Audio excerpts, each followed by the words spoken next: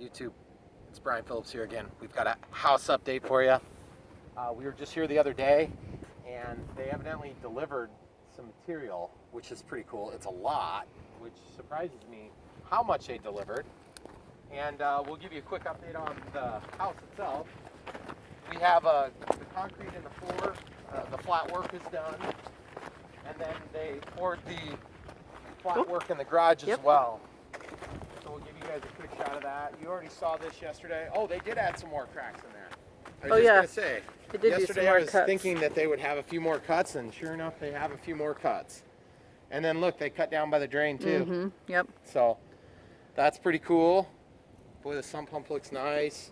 The sump up pit. Yes, awesome. Yep. And then you guys can see where I started cutting with the saw. We brought it out again tonight. We're going to do a little bit more cutting. And let's give them a shot of the garage here. Look at all this stuff. That's crazy. That's a lot of stuff. They're supposed to start tomorrow, right? Framing tomorrow? Yep. Yeah. So this just got done today, right? Yes, this morning. Yeah. So they have more. Cool. What's this sand for? This sand? Yeah. I don't know. I think it was here yesterday. Oh, was it? Yeah. Yeah, this just got done. Looks really nice. They've got their cut lines. The red lines are where they're going to cut. And you can see it's going to be 26 feet deep here. And then we're going to lose, I think, 2 feet there. So it's like, well, it's actually not 2 feet. That's like 1.5 feet or so. So, and then this one's 24 feet deep. So that way when I have the work truck, I can bring it in. And then of course from here, somebody was asking me where the runway is going to be. Well, obviously we have the 1,220 feet of asphalt there. And 1,220 feet starts at the intersection and then goes all the way down. I mean, 1,220 feet is like a real runway length almost. Well, not like most runways, but still. Kind of where you could land a real plane on there if you didn't have power lines in the way. But what's going to happen is it's going to actually follow this road, except that it's going to continue out until we run into this flat, or we run off of the flat. So there's still some challenges that we're going to be faced with on that, but for sure it's going to be this runway will be the driveway. And the whole idea is then that gives us a place to turn around our vehicles for regular use. And then the geotextile is what I'm kind of leaning toward right now, which is still really expensive. It's like going to be like $1,200 for that. So I'm not sure if we're going to do the geotextile or if we're just going to have somebody come in and asphalt, because they want 20 grand for the driveway to be concrete, and that'd be 6-inch fiber reinforced, so I can drive I drive a heavy vehicle for work as well. And so that would mean we can drive whatever we want on it. But then I would just extend with the geotextile. Unfortunately, you have to buy it in 15-foot rolls, which if you ever ship anything, if it's 15 feet long, even the LTL carriers don't like it, so less than a truckload. And I do a lot of business with those people, so I can maybe cut a deal, but they don't even like shipping it, so they don't give them a good deal at all. So if you guys belong to a flight club, you'll understand what I'm talking about, because you guys have bought this stuff. That's what they use at all the flight clubs. So that's and so if people haven't seen like land videos on behind the house, all this land back here is ours too, so you can go back there and fly. Yep, and we're thinking about possibly having a pond over here too. We haven't figured out all the details, but you guys couldn't see this before with all the tree foliage in place. And so we actually have stakes out now, so we were thinking about doing rounds. Probably won't do it tonight because we're going to lose daylight and I got to get the chainsaw going. But in the near future, we'll take you guys on a walkthrough all the way back to the tree line and then all the way back up. And I don't know if they can see them through the tree line there, but there's a couple of stakes over here. I don't know if you can. There's one right here. And our other lot line you can see it over there. On the other side of this orange tree. Yep. Yeah. So that's kind of the width of it. And it goes all the way back to the creek, so into those trees. So maybe someday we'll take you all the way back. But for now, this is what we've got to work with, and we're really excited about it. It's going to work great for what we want to do. And that's your quick update for tonight. More coming, and we're going to go ahead and get the chainsaw. We'll probably pause it and come back for that. Okay guys, so we got the handprints. They're all dried. Looks like they did really nice actually, and those guys didn't power float them, which is really nice. Of course, they were not going to power float them. But we got, this is what we got done yesterday, if you want to show them real quick. And I'm going to start getting the chainsaw set up. But we're going to basically take this tree out, and then we're going to, like, this was another half of a tree. So you can see over there where the tree started from. And I haven't decided whether or not I want to take that thing out. So that's one of the disadvantages to this process of having the control over the properties. You got to make a bunch of weird decisions you've never made before. So anyway, guys, thanks for watching. Check the link in the description below, or the links in the description below. We'll try to link to the stuff. We might give you guys a quick update on the chainsaw here in a second, but for now, shouldn't be anything too major. We're just going to see if we can get it run. We did find out we were doing a couple things wrong with that chainsaw yesterday, particularly when you put it all the way into the choke setting, the first choke setting. That actually cranks the motor and it primes it all at once. And then when you go to the intermediate choke setting, it's just choke. And then when you go to the run setting, of course, it's run. So it can take between 10 and 30 pulls to unflood that type of machine. And it's hydraulically, you've got that hydraulic pressure when you're pulling, so it's very hard. You have some sore arms and very, very upset spirits if you don't get that thing started. So, but for now, it ran great all the way till the gas ran out. So far so good. Got some chain oil. We're gonna get it filled up, bar and chain oil, and then get the fuel poured in, and we'll just do a quick update for you guys then. Thanks for watching. Come back for more, and there'll be some airplane stuff coming in the next couple of days too. So, all right, guys, we're back with the Stihl MS250. Had a real hard time starting this yesterday, so we're gonna put it on a flat surface instead of a dirt surface. See if it helps.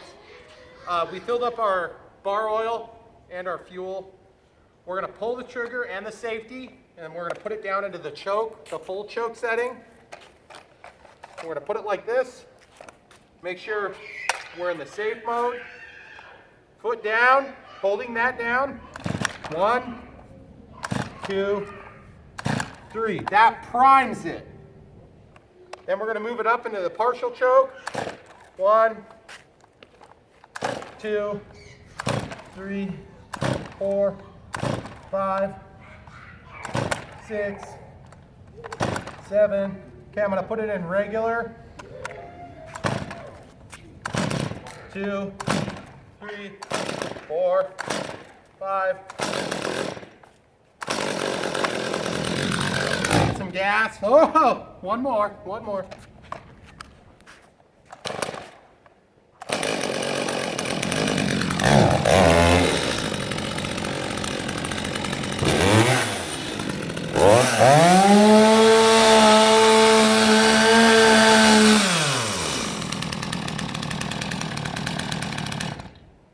Cover came off. Oh. So we're going to tighten that back on.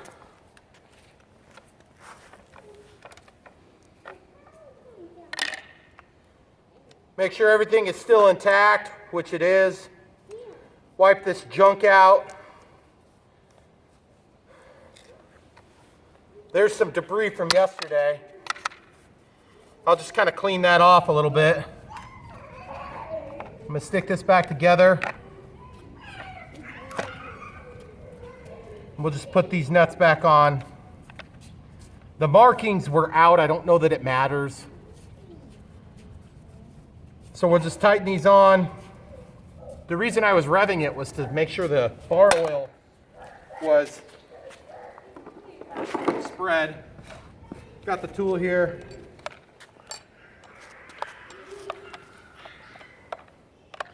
That was a lot easier starting experience. Much. Like 35 minutes worth less. Okay, torque those down. Put the tool back, and then we'll just go ahead and start it again. Safety is on. All the way in the run. Step on the handle. We'll put it to the full, intermediate, and then partial choke.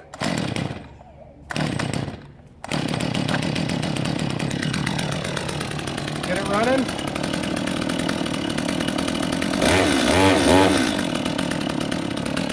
Safety off.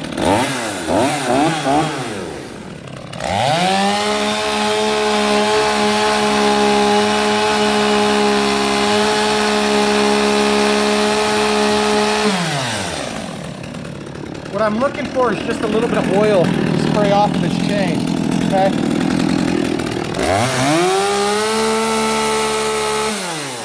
Any oil? Oh, yeah. So we're ready to rock and roll. So are you gonna film me do some cutting? Yeah, a little bit. Okay, let's pause it until we get over there.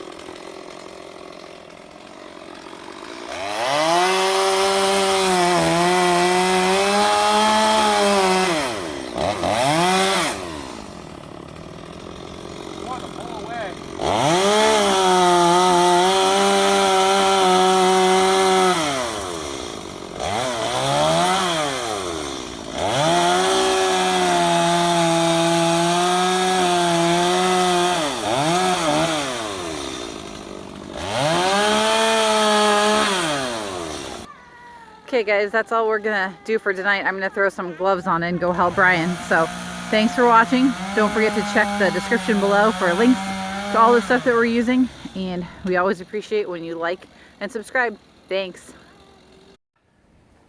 The MS250 started on like my second or third pull. I started it 3 or 4 times.